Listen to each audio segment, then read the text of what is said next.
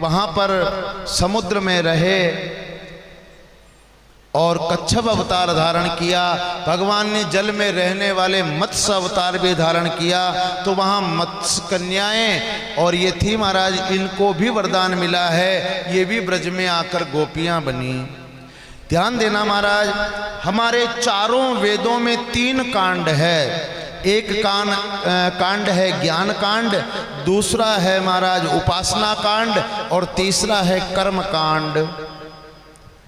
80,000 मंत्र हैं कर्म कांड के, 16,000 मंत्र हैं उपासना कांड के और 4,000 मंत्र हैं ज्ञान कांड के। ये सभी मंत्र भी भगवान कृष्ण की सेवा करने के लिए ब्रज में महाराज गोपियां बनकर अवतरित हुए हैं। बोली कृष्ण कन्हैया लाल की। उन गोपियों की तुलना महाराज कैसे हो सकती है? वे गोपियां तो जन्म जन्मों से भगवान के भक्त थे। अब महाराज उन सभी भक्तों को भगवान, मैं कह रहा हूं ना, सभी का मनोरथ पूर्ण करते हैं नारायण। आज महाराज भगवान ने महारास करने का विचार किया। भगवान ने महारास करने का विचार किया और वे गोपियां महाराज सभी भगवान श्री कृष्ण के पास आई और महारास किया। इस कथा का हम विधिवत श्रवण करते हैं नारायण।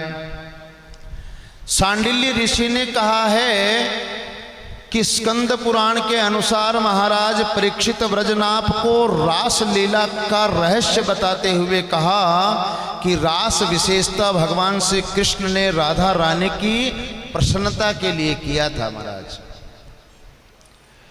और देख लेना, गोपी बनना इतना सहज नहीं है। जो समस्त पाशों से बंधनों से मुक्त हो वो ही गोपी बन सकती है महाराज। वर्ण लज्जा शंका ग्लानि जुगुस्पा कुल का मान, शील स्वभाव जाति का अभिमान, इन सब का महाराज त्याग करना पड़ता है। मैंने कल भी आपसे कहा था, मीराबाई जिन्होंने भगवान श्री कृष्ण द्वारिकाधीश को प्राप्त किया तो महाराज कुल का विचार नहीं किया, उन्होंने महाराज अपने राजपद का विचार नहीं किया, भगवान का नित्य भजन करती और सहज भाव था महाराज। इतना सहज भाव था कि मीराबाई के ऊपर है ना परिवार वाले सभी थोड़ा नाराज थे महाराज। और जिस पर परिवार वाले नाराज होते हैं ना तो संसार के लोग को तो नाराज होने में लगता ही क्या है। मीराबाई रोज निकलती मंदिर जाने के लिए महाराज, पर एक आदमी ऐसा था अपने मकान पर चढ़कर वो जो घर का कचरा होता था ना लेकर के बैठा रहता और जैसे ही महाराज मीराबाई आती उसके ऊपर फेंक देता, रोज फेंक देता। पर मीराबाई मंदिर जा रही है। मीराबाई ने कहा भाई इसका काम ये कर रहा है, मेरा काम मैं कर रही हूं। अब महाराज महीने 2 महीने निकल गए। अब एक दिन उस कचरे वाले ने कचरा नहीं फेंका। मीराबाई ने सोचा भाई कहीं गांव चला गया होगा। दूसरे दिन भी नहीं फेंका, तीसरे दिन भी नहीं फेंका। फिर पूछा कि इस मकान वाला ये कौन है, ये रोज मुझ पर कचरा डालता है, ये कहाँ गया? किसी ने कहा वो तो बीमार हो रहा है। मीराबाई ने कहा अच्छा ठीक है, मैं मंदिर जाके आती हूँ। मंदिर गई और वापस जाकर के महाराज आराम पूछने गई। वहां की हाथा पूछवा गई। ध्यान देना महाराज, ये गोपी बनना इतना सहज नहीं है। संसार में मन को भगवान में लगाना सबसे दुष्कर और सबसे कठिन काम है नारायण, सबसे कठिन काम है।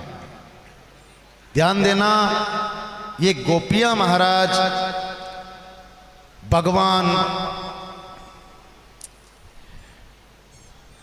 ने चीर हरण के समय में गोपियों से कहा था कि हम महारास करेंगे।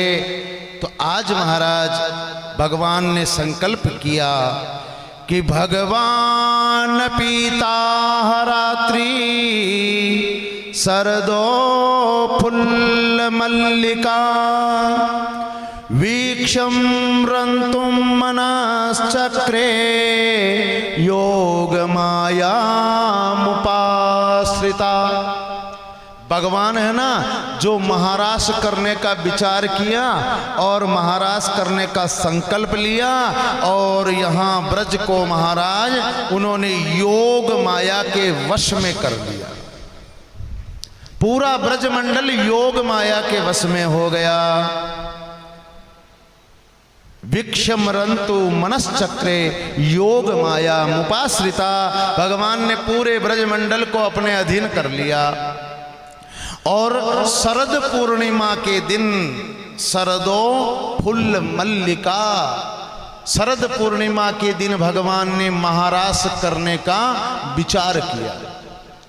अब ध्यान देना महाराज, एक वर्ष में कितनी पूर्णिमा होती है? एक वर्ष में कितनी पूर्णिमा? 12 पूर्णिमा होती है।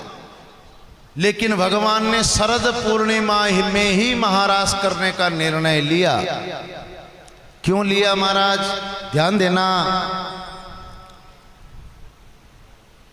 कि चैत्र वैशाख ज्येष्ठ आषाढ़ श्रावण भाद्रपद आश्विन कार्तिक मार्गशीर्ष पौष माघ और फाल्गुन, इन 12 महीनों में पूर्णिमा आती है ना, तो आज शरद पूर्णिमा को महारास करने का निर्णय लिया। क्यों लिया? क्योंकि शरद पूर्णिमा कब आती है बताओ? आशोज महीना में। आशोज महीना की पूर्णिमा ने शरद पूर्णिमा के वहां, और शरद पूर्णिमा को ही भगवान ने महारास करने का निर्णय लिया।